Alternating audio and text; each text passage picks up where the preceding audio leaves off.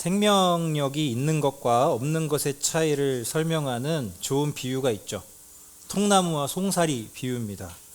아무리 큰 통나무라도 통나무를 그냥 물 위에 던져놓으면 어떻게 되죠? 떠내려가죠. 그러나 작은 송사리, 아무리 작은 송사리라도 송사리는 쉽게 물에 떠내려가지 않죠. 자기 자리를 유지하거나 혹은 조금 더 힘이 있는 송사리는 자기가 의지만 있으면 물길을 거슬러 올라가죠. 생명력이 있는 것과 없는 것의 차이는 우리 인생을 완전히 다른 방향으로 이끌어 갑니다. 성경은 하나님이 생명의 근원 되시는 분이라고 선언하죠. 그리고 생명의 근원이 되실 뿐 아니라 뭐라고 표현하냐면 생명의 주관자가 되신다고 합니다. 생명의 근원뿐만이 아니라 생명의 주관자. 이 말은 단지 하나님이 존재하는 모든 생명체의 뿌리가 되신다는 개념을 뛰어넘습니다. 하나님이 생명의 주관자가 되신다는 말은 생명을 가진 모든 존재들의 생명력이 하나님께 의존되어 있어서 매 순간 하나님의 영향을 받고 있다는 거죠. 제가 아주 존경하는 성서대학교 교수님 중에 김웅기 교수님이라고 있는데 이 교수님께서 설교 시간에 한번 이런 말씀을 하셨어요. 너무 와닿더라고요. 뭐라고 하셨냐면 만일 상상만 한 거예요. 만일 하나님이 사망하신다면 우리가 그것을 알아차리는 데는 어느 정도의 시간이 필요할까요? 시간 필요 없죠. 그 즉시로 모든 게 멈출 테니까. 그 즉시로 모든 게 끝날 테니까. 다른 존재들과는 다르게 특별히 하나님이 자신의 생명력을 손수 불어 넣으셔서 생명을 얻게 한 유일한 존재가 있으니 그게 바로 우리 사람입니다. 그래서 창세기 2장 7절은 이렇게 말하죠. 주 하나님이 땅의 흙으로 사람을 지으시고 그의 코에 생명의 기운을 불어넣으시니 사람이 생명체가 되었다.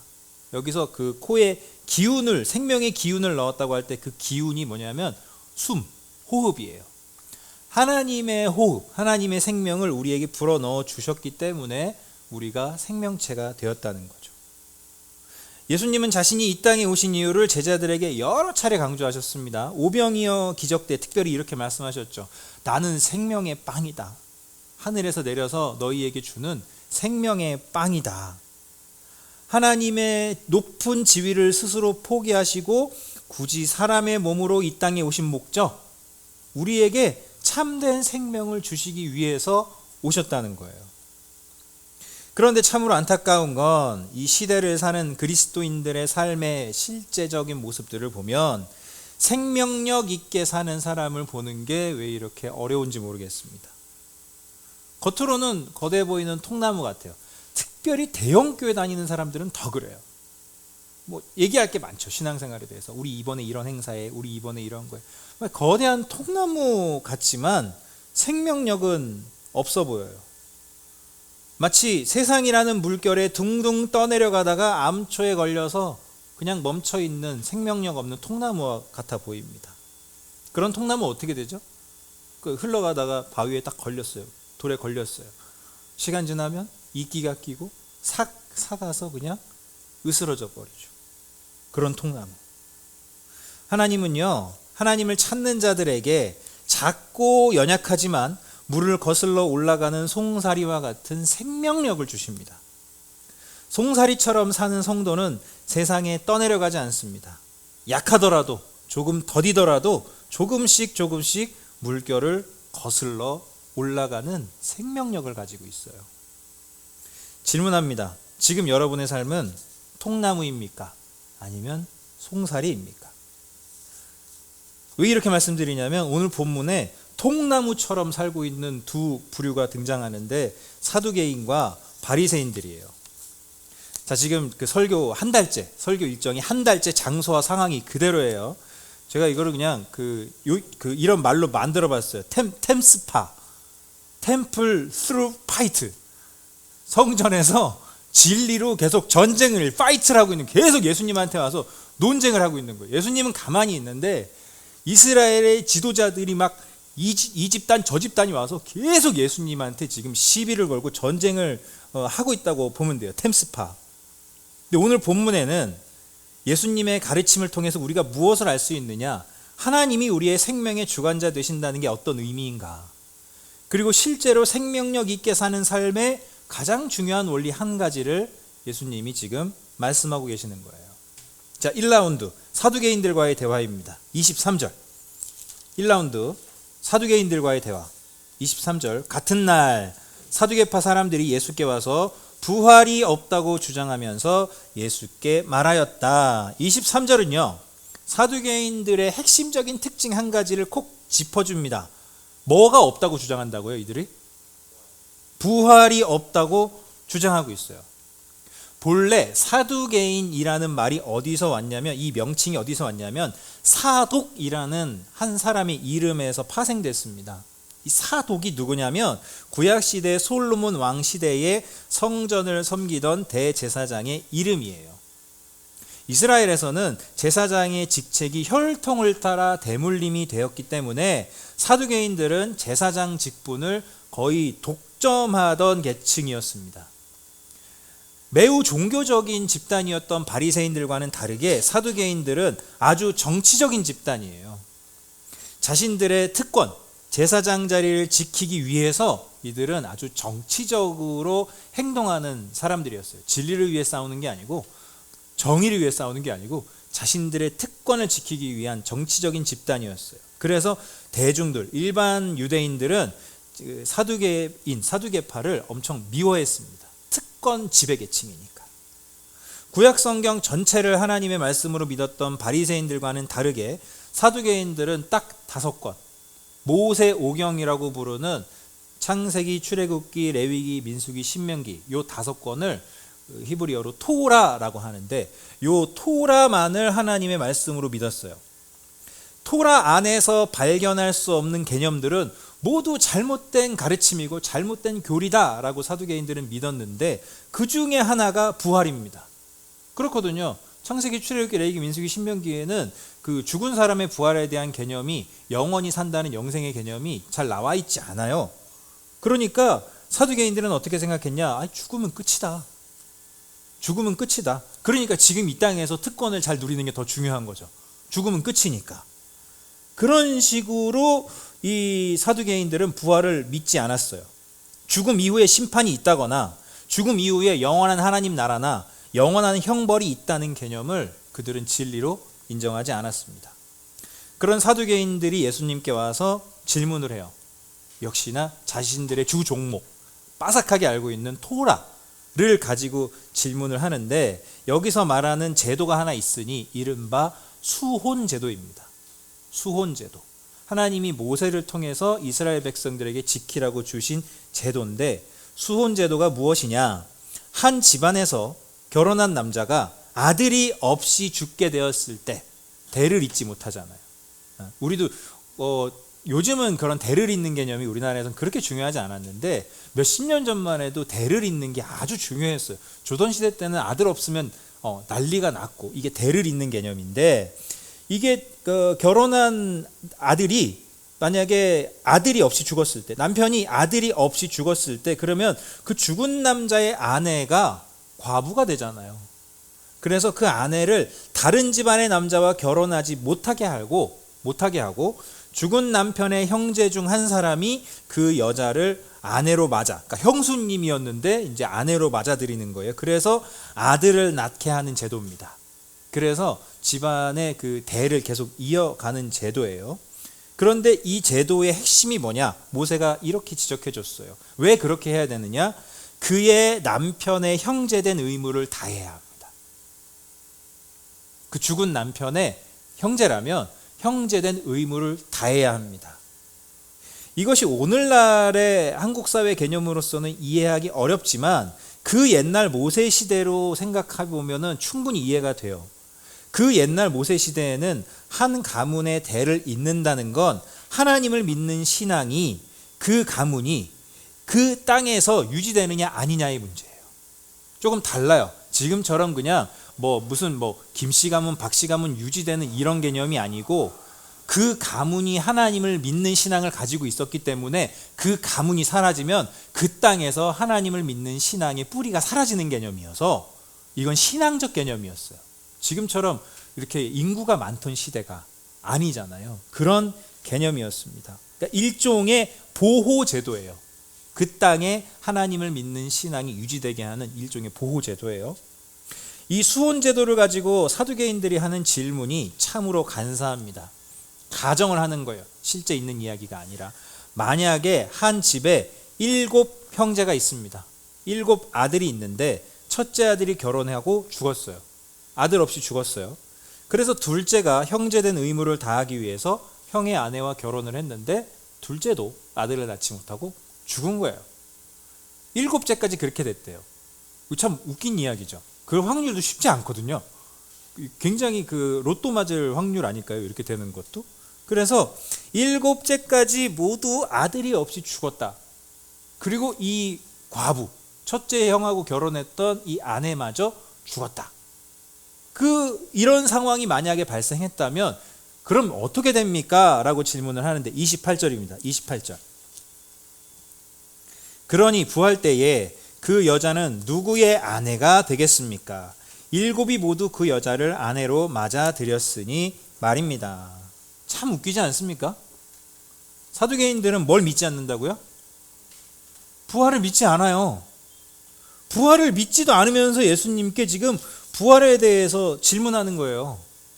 이 질문의 의도가 뭐겠습니까? 진짜로 예수님을 찾아와서 공손한 태도로 진리가 무엇인지를 묻는 겁니까?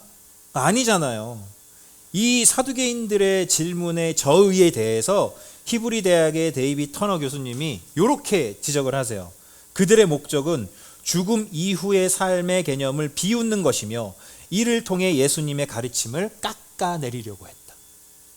죽음 이후에 뭐가 있다고? 하면서 지금 예수님을 비웃는 거예요. 왜냐하면 이런 경우 진짜 7째까지 그렇게 노력했는데 안 되고 죽었어. 그럼 부활 때 그 여자는 어떻게 되냐? 이런 것들이 말이 되지 않는다는 거예요. 그들의 생각 속에는. 그러니까 죽음 이후의 삶의 개념을 비웃으면서 이를 통해서 예수님의 가르침을 깎아내려고 하는 거죠.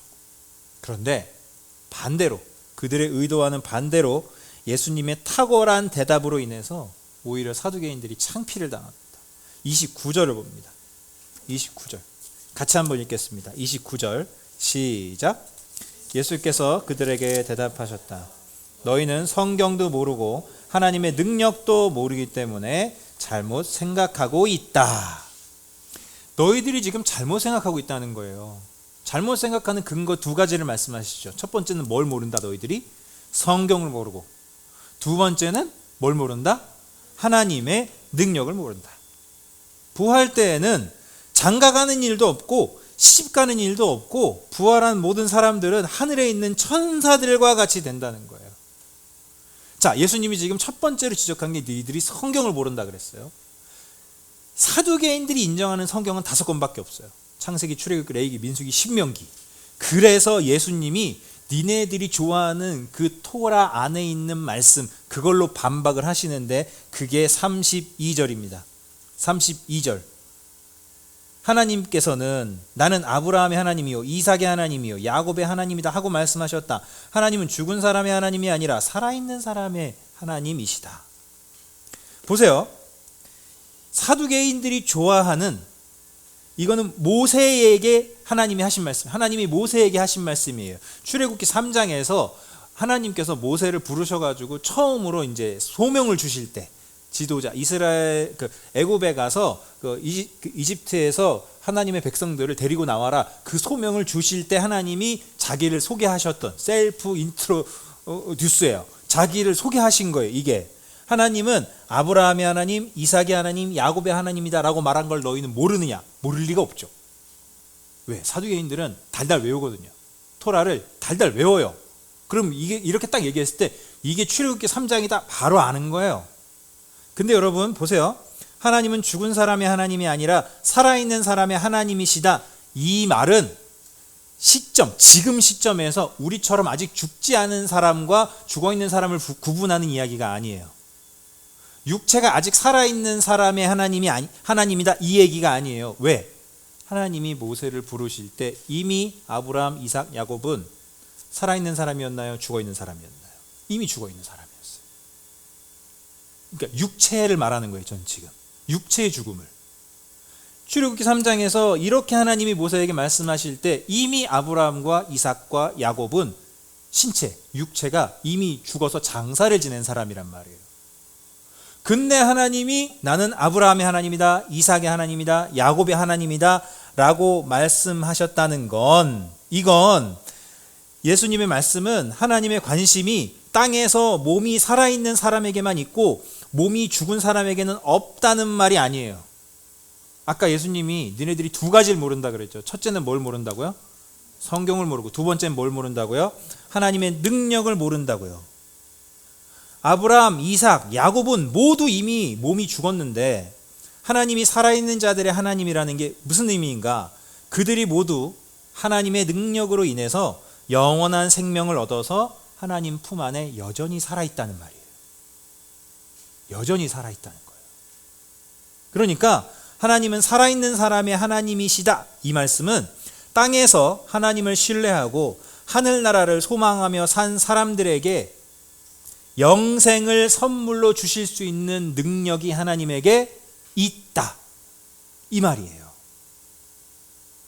그런 사람들에게만 하나님이 능력의 하나님이 되는 거고, 뒤집어 말하면 지금 너희들에게는 하나님이 하나님이 아니다.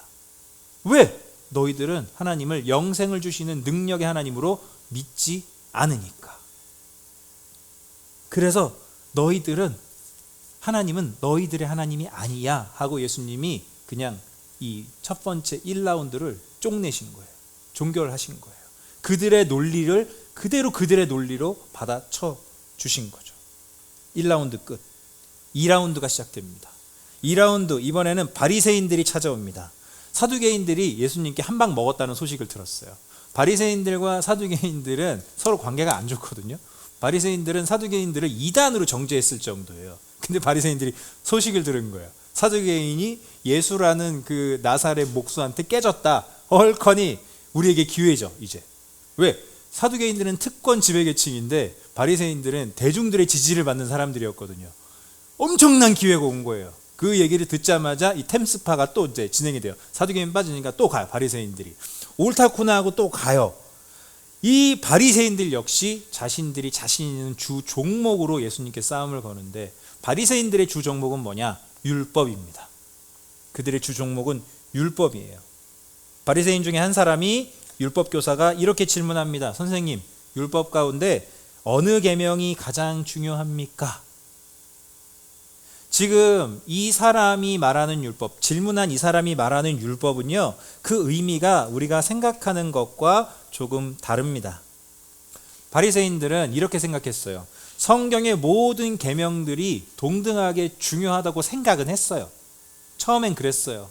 그런데 그 중에서도, 모든 계명들 중에서도 조금 더 중요한 게 있고 조금 덜 중요한 게 있다는 어떤 이상한 풍조가 생겨나기 시작해요. 왜 그렇게 됐냐면은, 바리새인들은요, 성경의 계명들을 좀 완벽하게 지켜보자 라고 해서 너무 확대해가지고 우리의 삶에 시시콜콜한 것까지 다 시행세칙을 만들었어요. 근데 그런 상황이 생길 수 있죠. 같은 상황에서 율법이 두세 가지가, 자기들이 만들어 놓은 세칙이 몇 가지가 겹칠 때가 있어요. 이걸 하지 말아야 되는데 이걸 안 하다 보면 그걸 하게 되네? 자기들이 너무 많은 걸 만들어 놨으니까 이거를 너무 많이 만들어 놔가지고 겹치는 게 생긴다고요. 하나 예를 들자면 그런 거예요. 10계명은 계명이 몇 개죠? 제가 지금 너무 쉬운 질문을 했죠? 10계명은 계명이 몇 개예요? 10개예요. 그런데 바리새인들한테 물어보면 10계명의 계명은 몇 개입니까? 그러면은 613가지입니다 라고 대답을 해요. 그러니까 10계명을 하나님이 주셨는데 그 10계명을 도덕적으로 완벽하게 지키기 위해서 이것을 다 확대해가지고 만들기 시작한 거예요. 그래서 해라가 200몇 개, 하지 마라가 300몇 개 해가지고 합쳐서 613개가 나와요. 그렇게 많이 만들었으니까 복잡한 인생이 뭐 항상 단순합니까? 복잡한 상황에서 그 613개의 상황이 얽히고 설키고 겹치지 않겠어요? 두 가지 이상의 율법이 겹치는 거예요. 하나를 지키면 하나를 어기게 되는 거예요. 그러니까 바리새인들 사이에서 흔히 있었던 논쟁과 가르침이 뭐였냐? 이 율법과 찾아오는 거예요.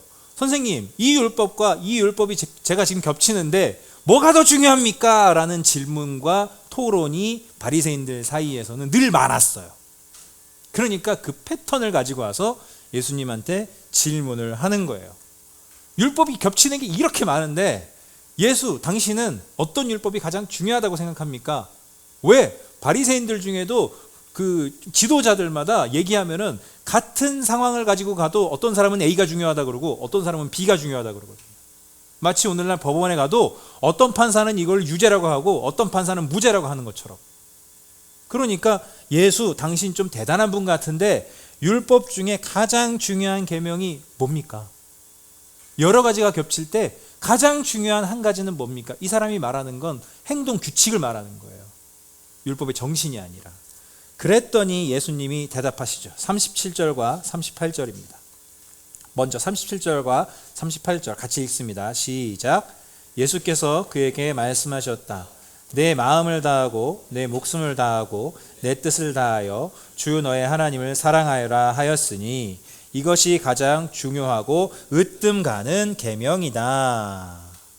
바리새인들이 생각하는 계명이란 실제 행동으로 지켜야 하는 세칙인데 예수님은 지금 행동 세칙이 아니라 하나님을 향한 너희의 바른 태도를 말하고 있어요.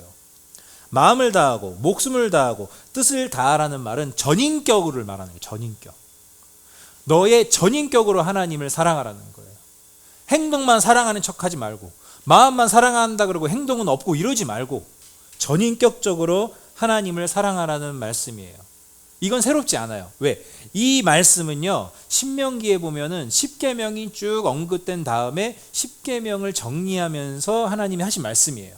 10계명의 목적이 뭐냐? 하나님을 전인격으로 사랑하는 게 목적이지 그 행동 세칙을 지키는 게 목적이 되어서는 안 된다는 거예요. 그런데 예수님은 그 신명기에 나오는 10계명 뒤에 붙여진 내용이 아닌데 내용을 하나 더 덧붙여요. 그게 39절입니다. 39절. 둘째 계명도 이것과 같은데 함께 읽습니다. 내 이웃을 내 몸과 같이 사랑하여라 한 것이다. 대충 읽으면 이 39절에서 우리는 제일 중요한 걸 내 이웃을 내 몸과 같이 사랑하라인 줄 알아요. 근데 여기서 중요한 건 그게 아니에요. 그 앞에 표현이요. 둘째 계명도 뭐라 그랬죠?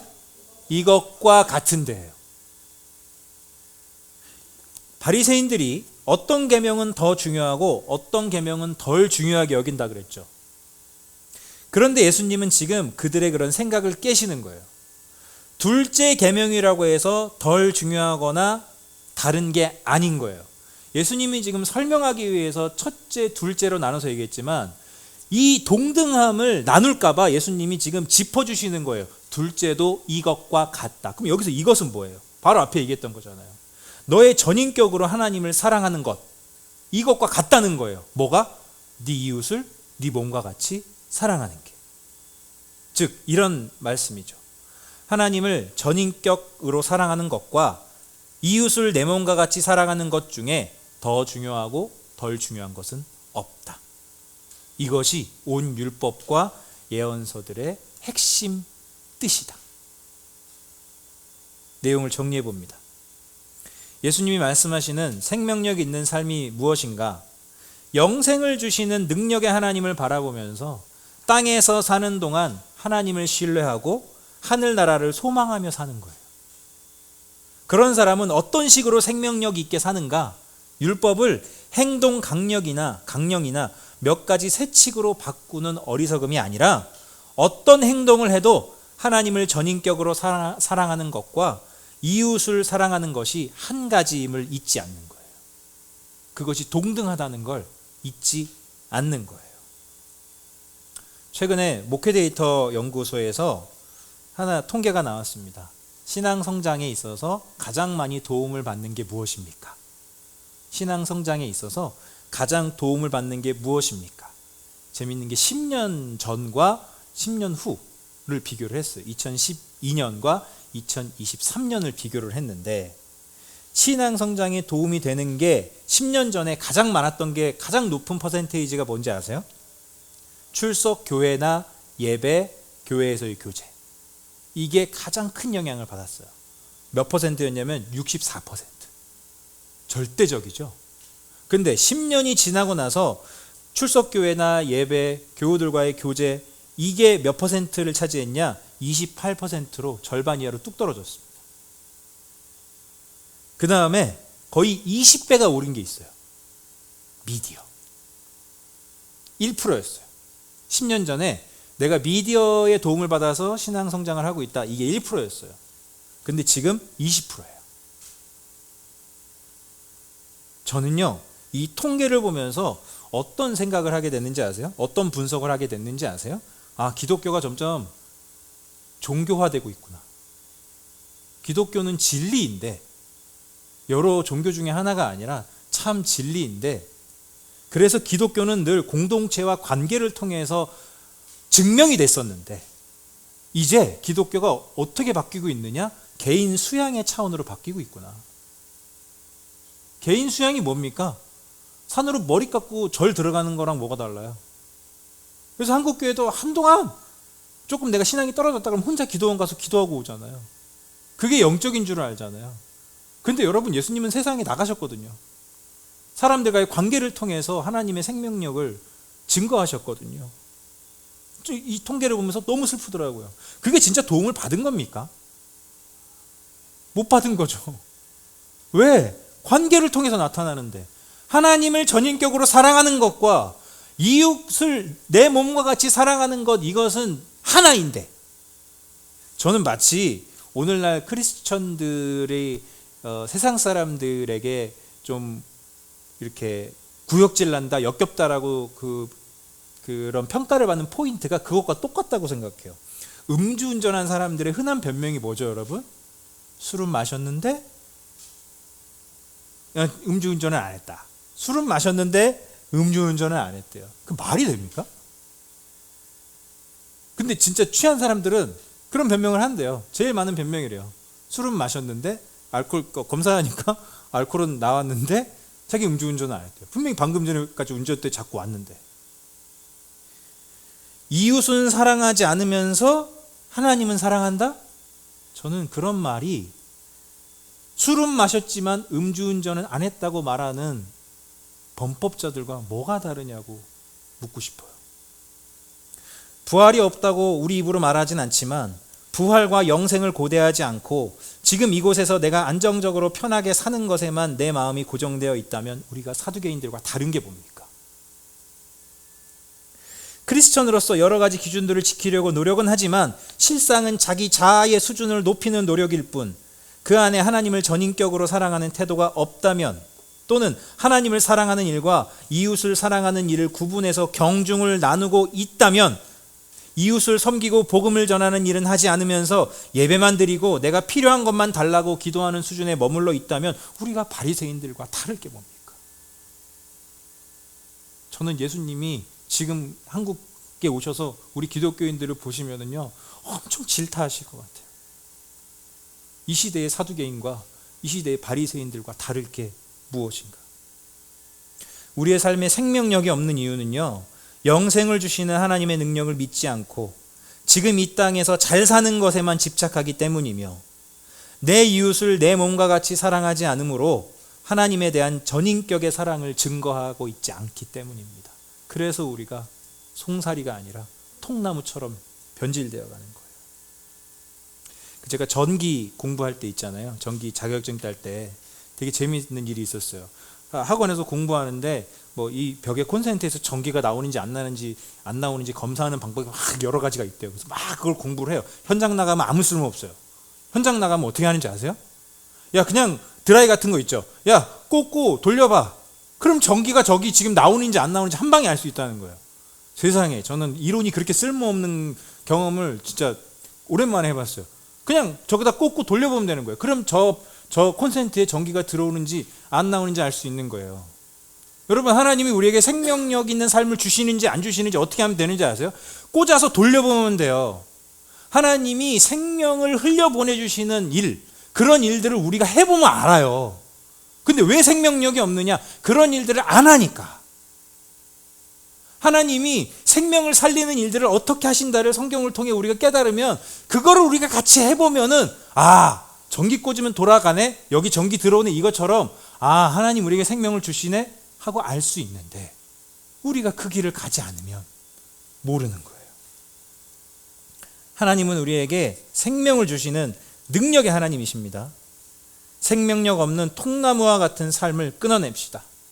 작고 초라해도 물을 거슬러 올라가는 생명력 있는 송사리가 됩시다. 우린 송사리 떼가 되는 거예요.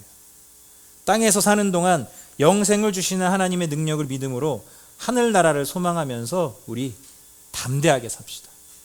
내 이웃을 섬기고 복음을 전하면서 하나님에 대한 우리의 전인격적인 사랑을 나에게도 증명하고 이 세상에도 증명하는 그런 성도, 그런 교회 공동체가 되기를 주님의 이름으로 축복합니다. 말씀을 생각하면서 같이 기도하겠습니다.